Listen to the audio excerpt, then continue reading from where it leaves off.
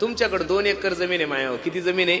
मग 2 एकर जर जमीन असेल तर तुम्ही जवाई किती एकरावाला पाहायला पाहिजे आई? 5 एकरावाला. लय तुमची पोरगी देखणी असेल तर 7 एकरावाला, त्यापेक्षा देखणी असेल तर 10. काही वरून थोडी पडलेली ती, तुमच्यासारखी माझ्यासारखीच असेल. लयतले 15 एकरावाला पाहायला पाहिजेत. अहो दोघी मायले की दररोज दुसऱ्याच्या शेतात आहे. घरी 1 गुंठा जमीन नाही तरी पुरीच्या मायला 25 एकरावाला नवरदेव पाहिजे. कुठून खदून काढायचं का आम्ही? बरं 25 एकरावाला पाहिजे तर बैठकीतच पुरीची माय म्हणजे माझी पेडगी शेतात येणार नाही, आणि मग जमीन कशाला पाहिजे?